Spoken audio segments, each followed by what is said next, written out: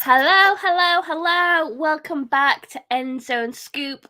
Right now, I'm joined by Dana O'Gorman and our very own birthday girl, Shona Duffy. Happy birthday, Shona! I won't say what I said before the podcast because I got absolutely You slammed better for not. it. But your yeah, birthday. I'll let you 41 off. today. Happy birthday. I hope you have a great dinner.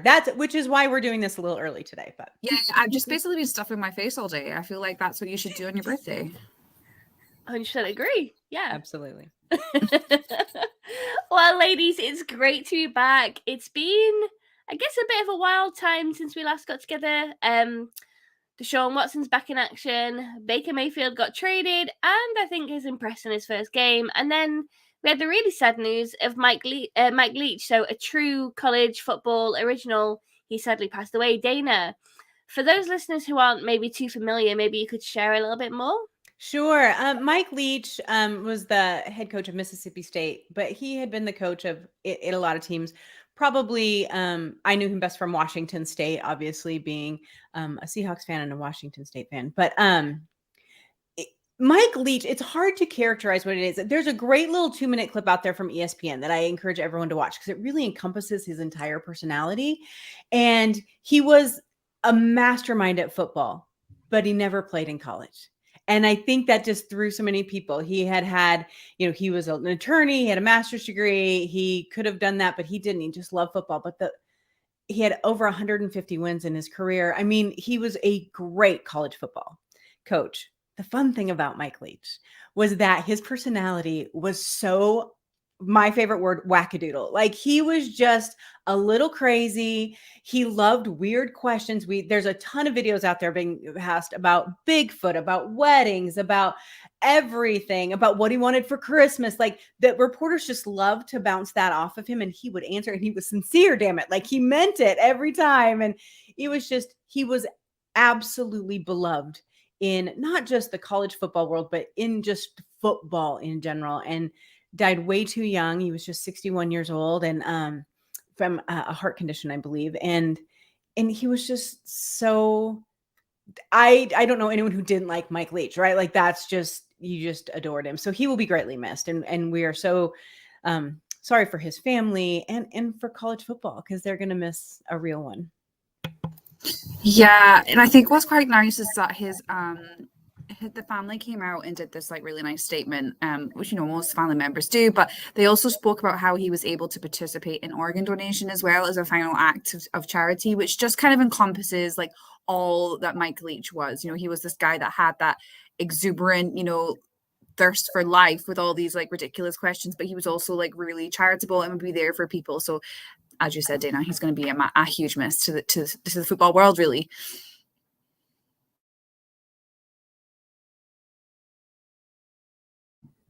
Liz, you're muted, my love. I'm still muted, aren't I? That's fashion. I was going to say, I was like, what's going on with my laptop? I was like, I can't hear anything. I was going to say, what we'll do is we'll make sure we share that video on our account so people can see it as well, because it's a really lovely kind of touching tribute as well. So we will be sure to share that. Okay, so we've got 4 hot topics we want to chat through. We're going to be taking a look at the NFL coaches in a hot seat. We're going to look at the top 4 teams and who we think is going to kind of guess fare best in the playoffs. We're going to take a look at the current draft order for the 2023 draft. But I think before we get into that, there's one thing we were all discussing in our little group earlier. The big question that kind of comes to mind is like, should Tom Brady retire? And I guess my view on it is that I think he's still got time in him. And I get the feeling he might like play for one more year. And I think if he could, he'd probably want to finish it with the 49ers. Now, you guys might feel differently about that. But do I think that he's having an off season with everything that's going on? Yeah, he's really not having the best time. But do I think he's finished? No, absolutely not. I just think kind of everything that's gone on in his personal life is, for whatever reason, still, I mean, understandably, still in his head. And I think that's what's kind of ruining his play a little bit. But no, I absolutely do not think he's finished. I still think he has more seasons in him if he wants. I just kind of feel like it'd be weird to retire now after everything that's gone on. Like, if that was the case, he should have just retired. Shouldn't come back. Well, to be honest, I don't think he should have came back. I think he should have stayed retired. I think it's a prime example for me for like, if you look at Kobe Bryant, right? He kept saying, I can play up here mentally. I'm physically there. I know I want to do all this stuff that I was able to do in my 20s. My body cannot let me do it anymore. My knees are gone. My feet can't travel as fast. But you need like a guy like, you know, Kobe Bryant and, you know, even Michael Jordan said, my time is done now. Let's hand it over to these new guys.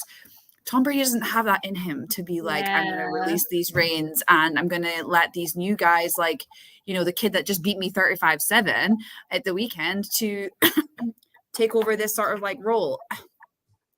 For me, I think he should have not come back and should have stayed retired. And I personally think he is done, but I don't think he'll accept he's done. So I think we'll still see him, but I don't think he should necessarily be in the league. And I don't know why the 49ers would want him, to be honest, because I feel like they've gone all in on having Trey Lance. And obviously he's gone through a massive, huge injury. They also still have Jimmy G, which is uncertainty over what he's going to happen there. Personally, I don't see why the 49ers would pick him up when they've got the caliber and the fact that they've already gone so full in on Trey Lance already.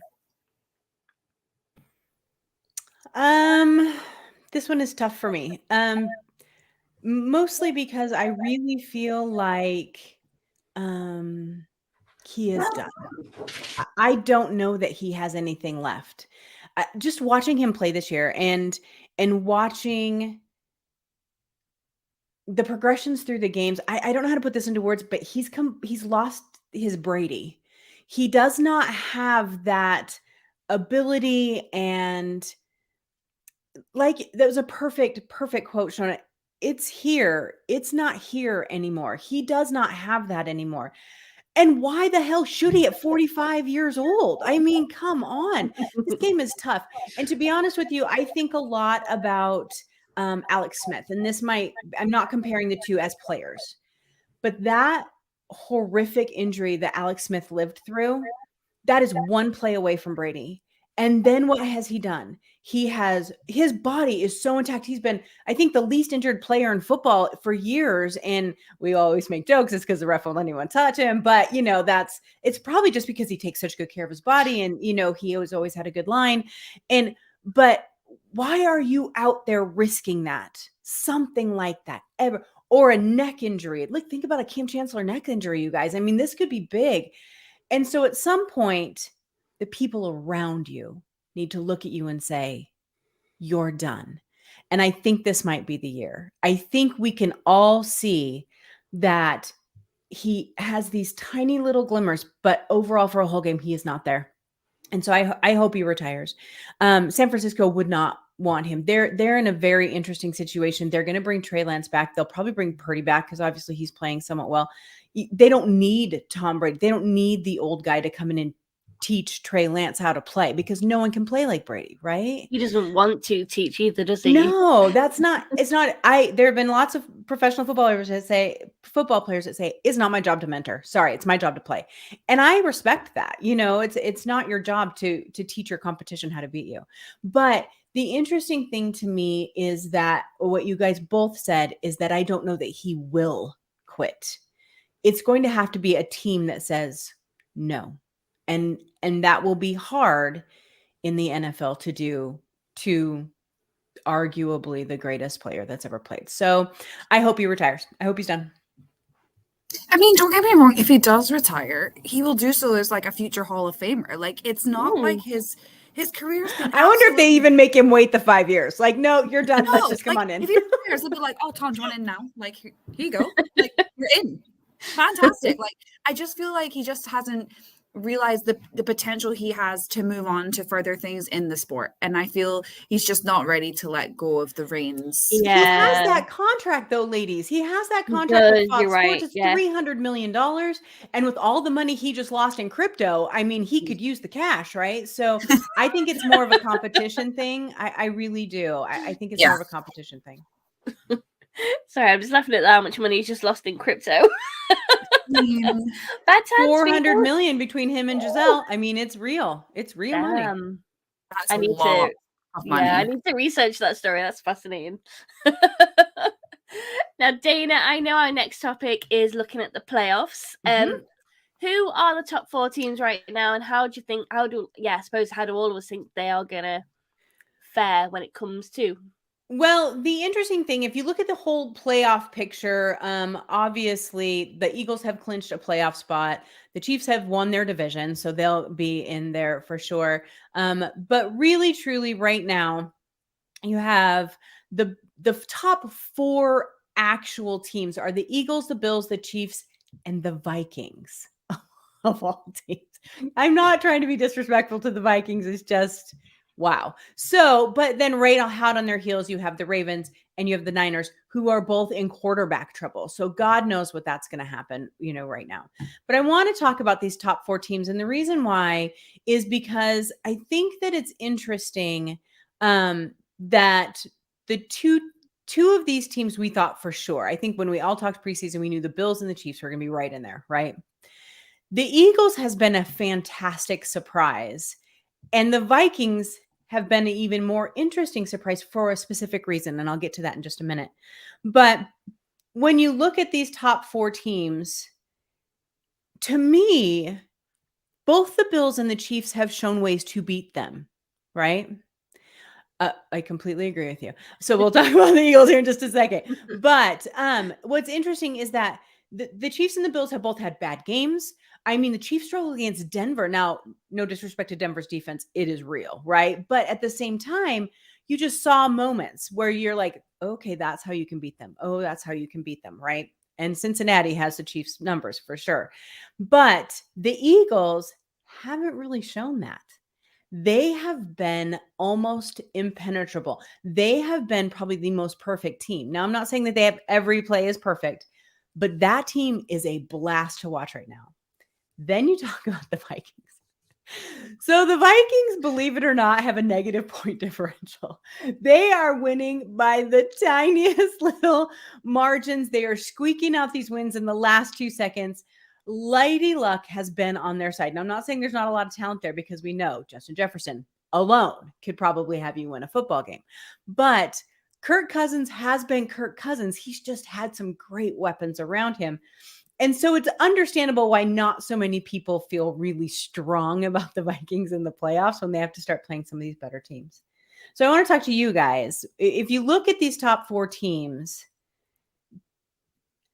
we all know that the Eagles have the best record, but who is the strongest? Who do you think in the playoffs, which I always say when the playoffs start, everything starts over, you're 50-50 again, because injuries and weather and all of that stuff. Who do you feel strongest about out of those 4? Shona, I'm going to start with you. See, I have a wild pick. Like, my pick is not even in the top 4. Wait, what? No. What, to win the Super Bowl, you mean? To at least get to the Super Bowl. Okay. Are you going to tell us? The Bengals. Oh, well, no, you can never count them out. Never. They had a bad start, but have been red hot since. I agree. Yeah, but they had a bad start last year, and then they got to the Super true. Bowl. I feel like they've learned a ton from that loss. I feel like they've learned a ton from losing to the Rams, who, by the way, I don't think are going to make the playoffs, because they're not. They're out this year. They're still injury prone. Like, and Baker might be feeling dangerous, but he's not going to feel dangerous enough to get into the playoffs. So like, and who would have said that at the start of the season? Yeah, I mean, that's my left field pick, but I just feel like you just never write them out. Like, I described them yesterday on another podcast as like they're all round. Like, they have Joey Burrow, and it's not just him. They have Jamar Chase. They have a perfect offense, and now the defense is like, this guy's my quarterback. Look how confident he is. I'm gonna make sure that he's on the field for as minimal time or as much time as possible, so we can get some points on the board. Okay, but my question was, of the top 4. I'm sorry. I'm just throwing it out there, the Bengals. But of the top 4, I think the Eagles do have holes. I think the Commanders showed that they do have holes, because they beat them. And I feel like it was like a blueprint to kind of like, but they have this weird tendency, the Eagles, of they still lose in that game, and they almost lost to the Colts as well. But Jalen Hurts still had one of the best games of his life. So it's he's incredible, and I think he's the reason that it's kind of all turned around at the Eagles mostly. It was a brilliant draft pick by them, and I'm a huge fan of him. I would say them. I still think they have a little bit of holes in, like, I think they should win the Super Bowl. They have no excuses. And if they don't, then I think it'll be a bigger loss to them than it would be to any of the other three that are in the top four. That makes sense. And I agree with this guy. Yeah, they do. They really do. It's tough, isn't it? Because, like you say, the Vikings are just basically scraping by. But I feel like of all the teams, I think because of that have been the most exciting to watch for me. But then at the same time, yeah, I'd be really surprised if it wasn't the Eagles, purely for, I suppose, their consistency, really. But Vikings, I think, would be the one that I would like to see, just because of how it's gone, really. Yeah. No, it's interesting. No, I can't see Captain Beige winning a Super Bowl. I just can't. No, I don't need to see any more of his chains. I do. Love it. Oh my God, Captain Beige. Here's the thing. You're like, you were like this literally most boring quarterback this whole time, and then all of a sudden you're like winning things. You're doing chains in a dance. Like, no, you're not cool, Kirk. You're never gonna be. Just accept. Shona has opinions. I don't know if you guys know this about her, but no. But here's the thing with the Eagles too, and this is why I think they're just going to roll through to the Super Bowl, is because if you look at the rest of the NFC, really, they have a much easier path. Now, does that mean one injury to Jalen Hurts and they're out? Could be. To be honest with you, he's been phenomenal this year. But I just think that they have an easier path with how mediocre the rest of the NFC has been this year, unless they come head to head with the Niners and then all of a sudden Trey Lance can play. I don't even know. The Niners are, now Brock Purdy is hurt. I don't know what the hell they're going to do. So anyway, I think that I really truly believe that the Eagles have the easiest path. When it gets down to the AFC, you're right. It comes down to the Bengals, the Bills, and the Chiefs. And that's, and it's not that another team couldn't sneak up. The Ravens Lamar could come back and look great, whatever it may be. But I just really feel like that's the top three. And I'm really, really hoping, and just because it'll be such a good game, that it ends up, I want the Bills to win the Super Bowl, but I want the Chiefs and the Bengals in the AFC Championship, which makes no sense. But so it doesn't. You can't have that, Dana. I know. Listen, I can have whatever I want. No, but the thing of it is, it also comes down to seeding, right? And it comes down to who these teams have to play in the playoffs, getting to these championship games. That is a huge part of it that's not always talked about. And so that'll be fun to watch this year for sure. I think the Chiefs as well are kind of just quietly going about their business. I know they struggled in that Broncos game. They did, yeah, but the Broncos defense have finally turned up. Like, this is the defense we've been waiting for all season, and I don't know where they've been hiding. Right. But that's a whole other topic, isn't it? Yeah, I feel like though. I feel like I jinx teams. This season seems to be like my jinxing season. So anytime I'm just kidding. Anytime I say something about a team, I'm just like, oh yeah, now they've got absolutely pumped by the Lions. Okay. Hey, the Lions have. The Lions is my favorite team in the NFL right now. They're a blast. I love them so much. They are so fun to watch, and their complete give a shit attitude is exactly what I love about football. So it's just they're in, win or lose, they're all in, and I love it. Sorry, that is a whole separate topic. That is, yeah. They're getting so much attention now for beating the Vikings too, which is like great because it's just, they're so fun. They're so fun. Even Jared Goff's having fun there. Isn't that nice? Bless him. It's about time. Poor guy. Well, listen, whilst we're, I guess, reflecting and reviewing, Shona, why don't you give us an update on the current order of the 2023 draft?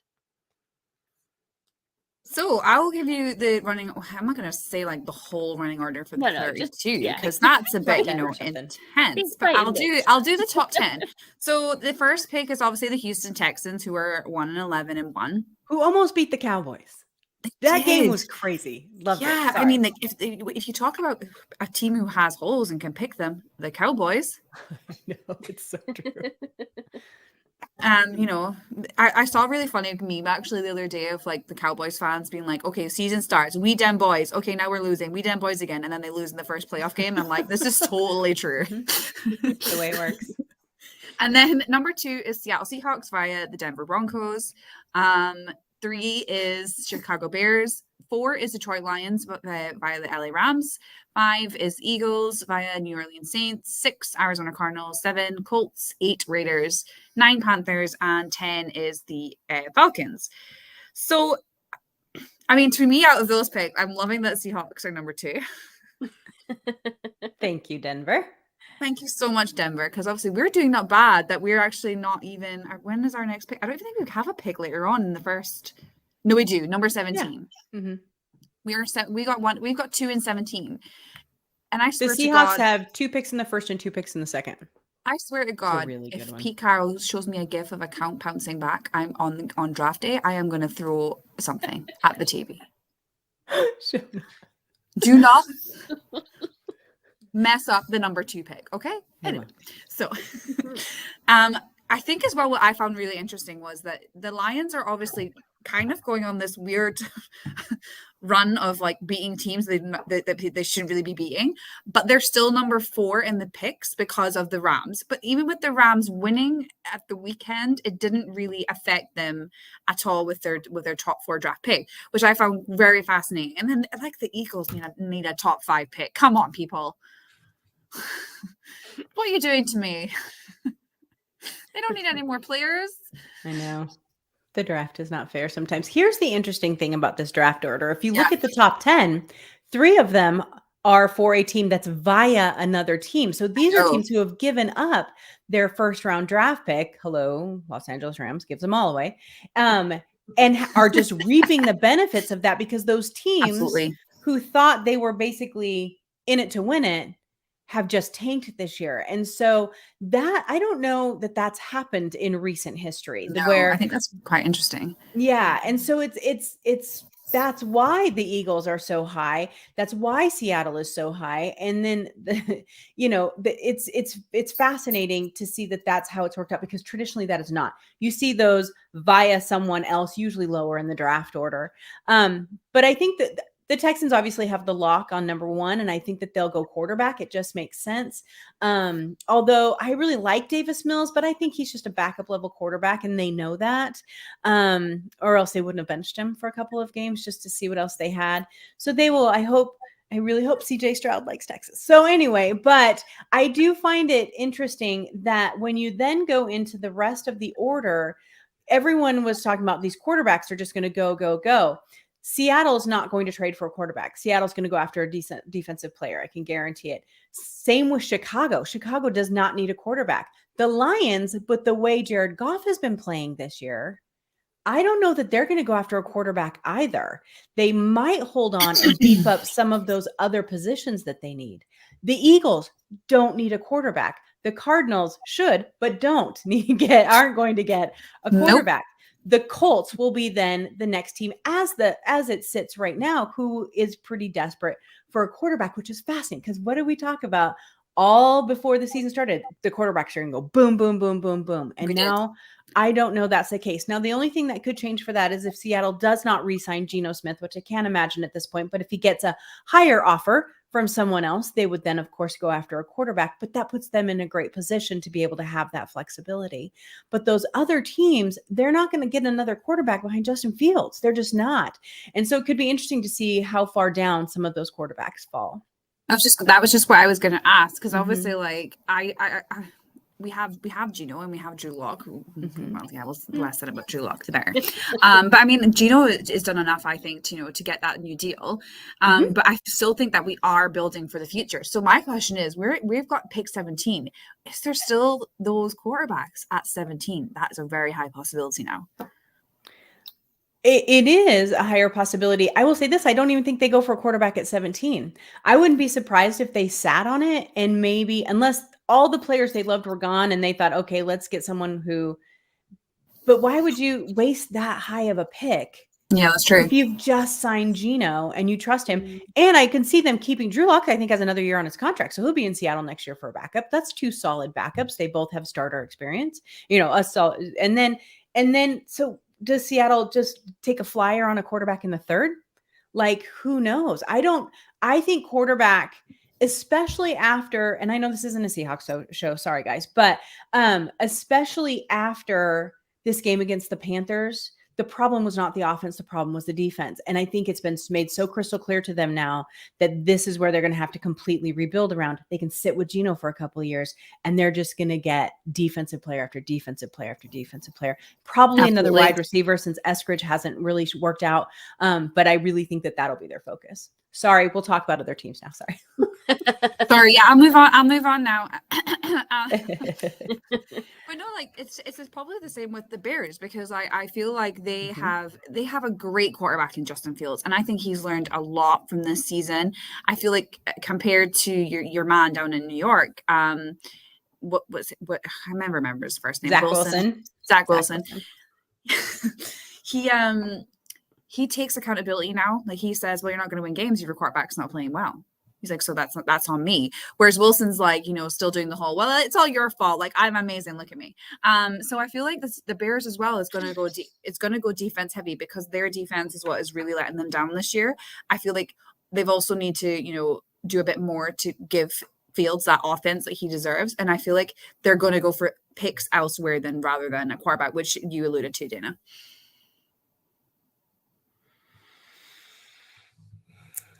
So this has been fun. We still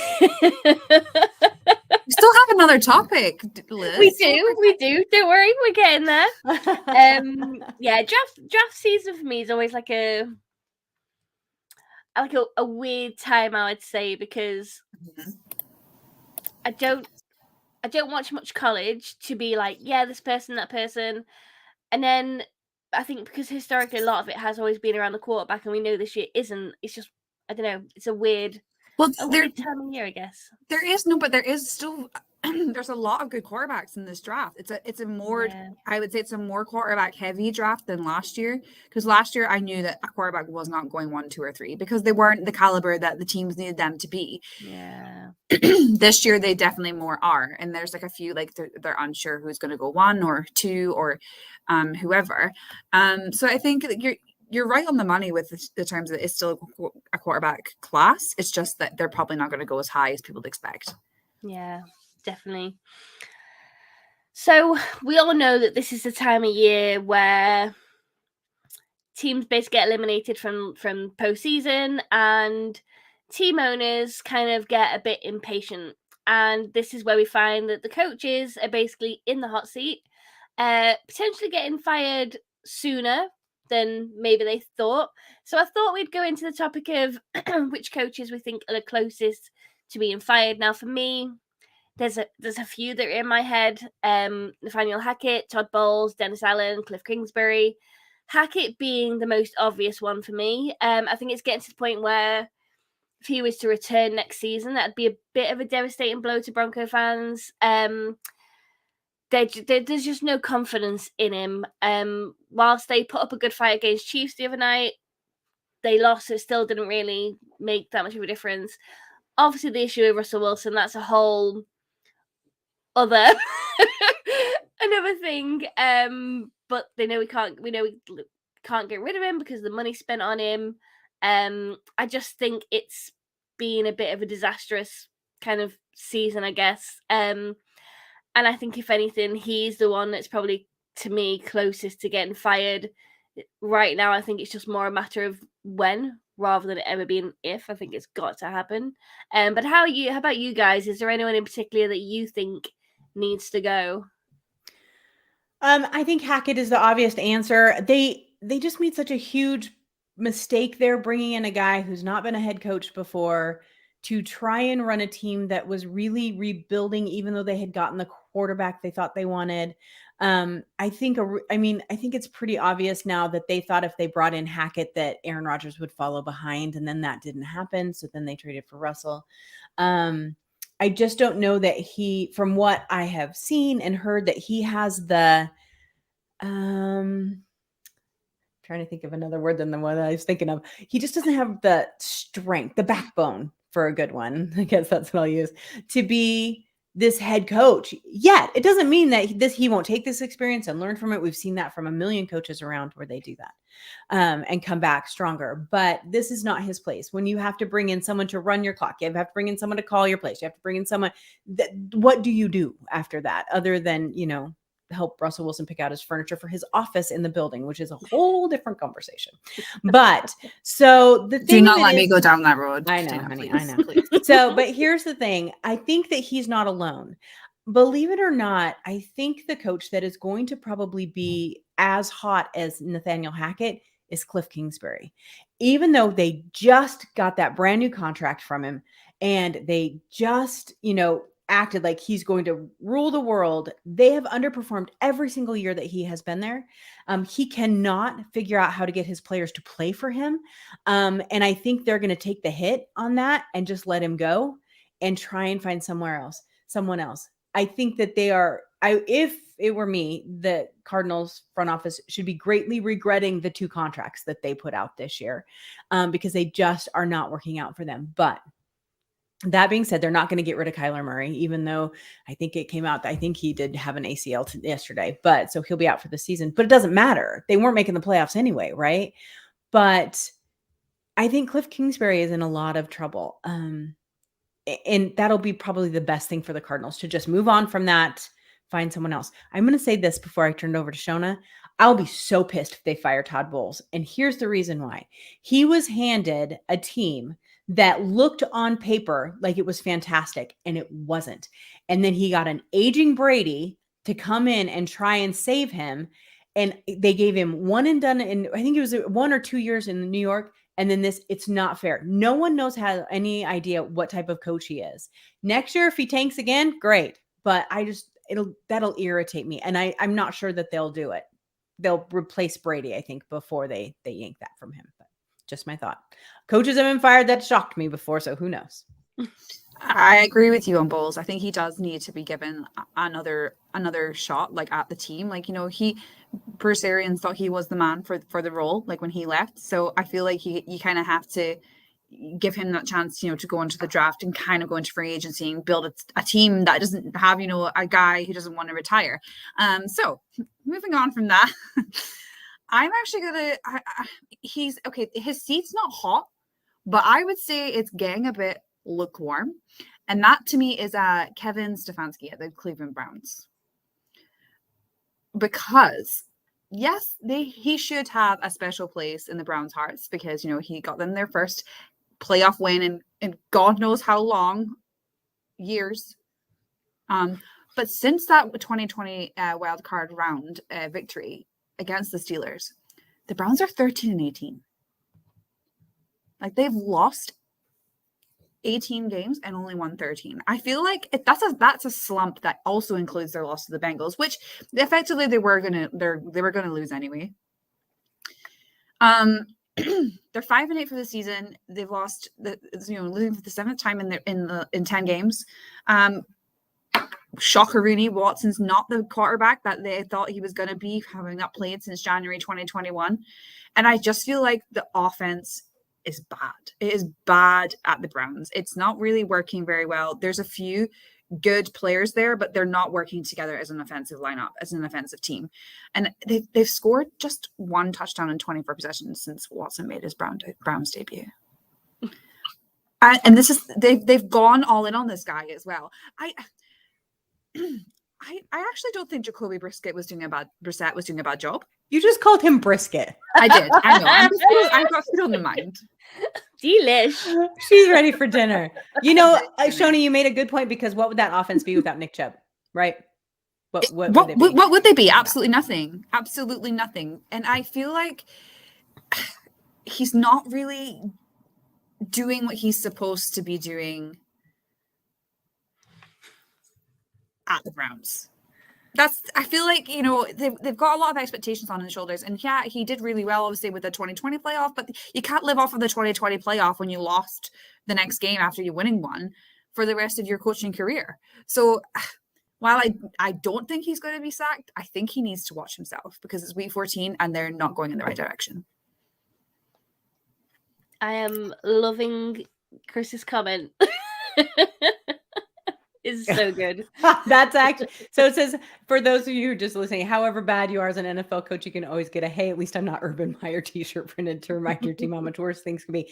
Amen, Chris. You are not wrong, sir. Not wrong at all. Absolutely. That is so true. Hilarious. Hilarious. All right, guys. Well, I think that is all from us here at End Zone Scoop. We would love your questions week in, week out. We are on all the socials at End Zone Scoop. So please message us, tell us what you think of the show. Anything you'd love us to cover, just let us know. And we'll be back in 2 weeks' time, just in time for Christmas. So see you all then.